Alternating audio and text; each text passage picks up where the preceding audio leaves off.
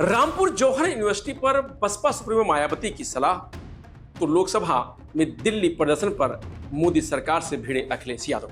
UP diary में आज देखिए दो बड़ी खबरें। नमस्कार, मैं रजनीश यादव, आप देख रहे हैं लोकमत हिंदी।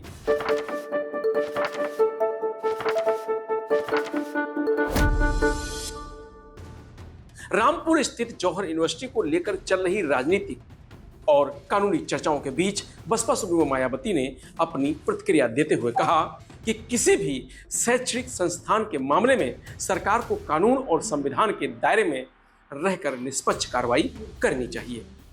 उनका कहना है कि शिक्षा संस्थानों को राजनीतिक विवाद का केंद्र बनाने के बजाय छात्रों के हितों को सर्वोच्च प्राथमिकता दी जानी चाहिए। मायावती ने सलाह दी है कि यदि जौहर यूनिवर्सिटी से जुड़े किसी भी मामले में अनियमितताओं या कानूनी विवादों की जांच हो रही है तो वह पूरी पारदर्शिता और निष्पक्षता के साथ होनी चाहिए। साथ ही इस प्रक्रिया में विश्वविद्यालय में पढ़ रहे छात्रों की पढ़ाई, परीक्षाओं और भविष्य पर किसी प्रकार का नकारात्मक प्रभाव नहीं पड़ना चाहिए। उन्होंने कहा है कि कानून अपना काम करे, लेकिन किसी भी कार्रवाई में राजनीतिक दुर्भावना का आरोप लगाने की स्थिति से बचना भी सरकार की जिम्मेदारी है। मायावती ने यह भी कहा है कि शिक्षा का माहौल सुरक्षित और स्थिर रहना चाहिए ताकि विद्यार्थियों का भविष्य प्रभावित न हो। बसपा सुप्रीमो ने सरकार से आग्रह किया है कि जौहर यूनिवर्सिटी से जुड़े सभी विवादों का समाधान न्यायिक प्रक्रिया और संवैधानिक मूल्यों के अनुसार किया जाए। उनका मानना है कि लोकतंत्र में कानून का शासन सर्वोपरि है और सभी पक्षों को न्याय मिलने के साथ साथ छात्रों के हित की रक्षा भी सुनिश्चित की जानी चाहिए। मायावती की इस बयान के बाद जौहर यूनिवर्सिटी का मुद्दा एक बार फिर राजनीतिक चर्चा का विषय बन गया है। अब इस मामले में आगे होने वाली कानूनी और प्रशासनिक कार्रवाई पर सभी की निगाहें टिकी हुई हैं। तो वहीं समाजवादी पार्टी के मुखिया अखिलेश यादव ने मंगलवार को लोकसभा में पेपर लीक संशोधन बिल पर कहा कि सरकार वचन नहीं जुमले देती है। जो लोग चढ़ावा नहीं बचा सके वो पेपर लीक कैसे बचा पाएंगे। उन्होंने महापाप किया है, भगवान राम माफ नहीं करेंगे। अखिलेश यादव ने कहा कि इमरजेंसी में क्या क्या हुआ वह अभी दिल्ली में भी देखने को मिला। आंसू गैस के गोले छोड़े गए, इस बार करंट लगाया गया। यह इमरजेंसी जैसा ही हमला था। इमरजेंसी के बाद भी परिवर्तन हुआ था और हमें भरोसा है कि इस बार भी परिवर्तन होगा। सुनिए अखिलेश यादव ने आगे और क्या कहा। भाजपा वचन नहीं देती, जुमला देती है। जब मंत्री जी लौटे हैं, मंत्री नहीं रहे, उसके बाद सदन के बाहर उनका स्वागत किया गया। अध्यक्ष महोदय, जो स्वागत हुआ उसके लिए हमें कोई शिकायत नहीं है, लेकिन माननीय सदस्यों को कितनी बड़ी राहत मिली होगी, कितने बड़े संकट से बचाया उन्होंने। एक प्रधान जी को हटा करके प्रधानमंत्री बचा लिया आपने। और ऐसा अध्यक्ष महोदय आंदोलन किसी ने नहीं देखा, जिस आंदोलन में नई पीढ़ी के लोग, कम उम्र के लोग निकल करके आ गए और जो नारे दिए गए। ये सरकार पिछले कई वर्षों से नकारात्मक प्रचार पर टिकी हुई थी, नकारात्मक राजनीति करती थी और न जाने कितने हजार करोड़ रुपए खर्च किए होंगे सरकार ने नकारात्मक राजनीति के लिए।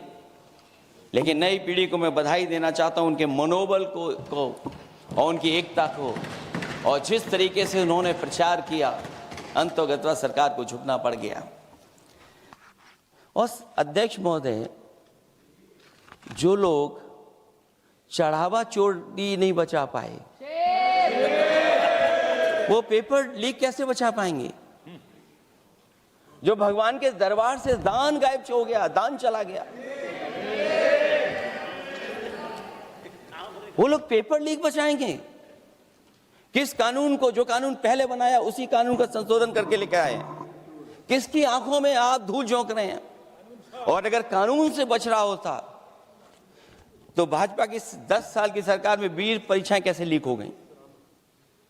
20 परीक्षाएं लीक हुई अध्यक्ष महोदय, जिसमें कोर्ट तक जाना पड़ा। उसके बाद परीक्षा रद्द हुई है।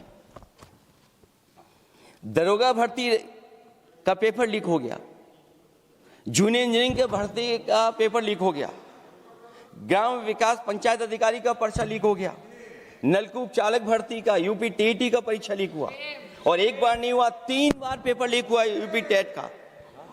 हाई स्कूल बोर्ड का परीक्षा लीक कर दिया, इंटरमीडिएट की बोर्ड की परीक्षा लीक हुई, इंटरमीडिएट का फिर परीक्षा का लीक हुआ, कई बार हुई, सिपाही भर्ती लीक हुई। आप सोचिए कितनी परीक्षाएं लीक हुई हैं। हम विपक्ष के लोगों को तो डर ये लगता है अध्यक्ष महोदय, कहीं ऐसा ना हो कि ये पूरी सरकार को आउटसोर्स कर दें।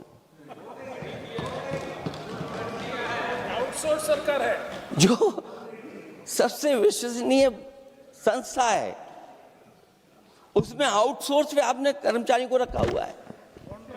किस बात की जवाबदेही है? यही अकाउंटेबिलिटी है आपकी? कहीं अकाउंटेबिलिटी ये तो नहीं है आप अकाउंटेबिलिटी को ये कहीं समझ बैठे हों कि अकाउंट को भर दे वो एबिलिटी वाला ही हमें चाहिए? कहीं वो अकाउंटेबिलिटी तो नहीं है? आप बताइए, एनटीए को आउटसोर्स किया हुआ है आपने। जिस संस्था की जिम्मेदारी है महत्वपूर्ण परीक्षा कराने की, उसमें सब आउटसोर्स। और ये सच कहा कि कांग्रेस पार्टी के माननीय सदस्य ने मांग की है कि वो हम लोगों को पता होना चाहिए आखिरकार कौन लोग थे जो आउटसोर्स होकर के बैठ करके परीक्षा में इस तरह की घोटाला कर रहे थे।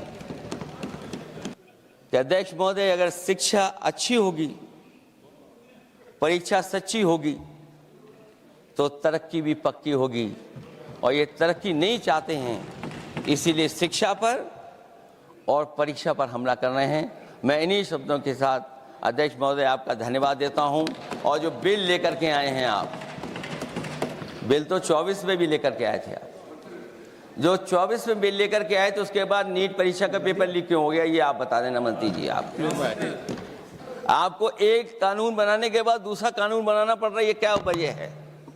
और आपको मंत्री जी का स्वागत इसलिए करना पड़ रहा है कि आपको संकट से बचा लिया।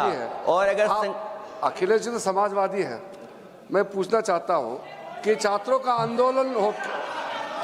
आंदोलन के बाद सरकार उनका बात सुन के पार्लियामेंट में बिल लेके आता है, ये अच्छा है? या जो आंदोलन होता है तो उसको कुचलने के लिए देश में इमरजेंसी लगा देता है, वो अच्छा? आप बता दीजिए।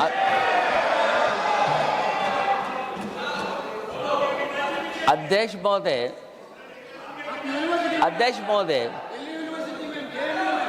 महोदय, मैं इमरजेंसी को तो नहीं देखा हूँ, लेकिन इमरजेंसी में क्या क्या हुआ है वो अभी दिल्ली की राजधानी में भी देखने को मिल गया है। आंसू के गैस के गोले और लकड़ी में लगा हुआ कुछ कील का और कांटे की चीज़ें, उस समय करंट नहीं लगाया जाता था, इस बार करंट लगाया गया। तो ये इमरजेंसी के बराबर ही हुआ है हमला,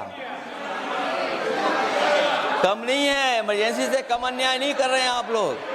और याद करिए अध्यक्ष महोदय, अगर इमरजेंसी इन्हें याद आ गई है, अगर इमरजेंसी अध्यक्ष महोदय इन्हें याद आ गई है, तो इमरजेंसी के बाद भी परिवर्तन हुआ था और हमें भरोसा है कि इसके बाद भी परिवर्तन होगा।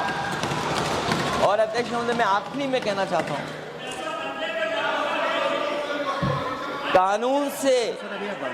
कानून से नहीं, नियत साफ होगी तब नीट का परीक्षा साफ होगी। सवाल कानून का नहीं है,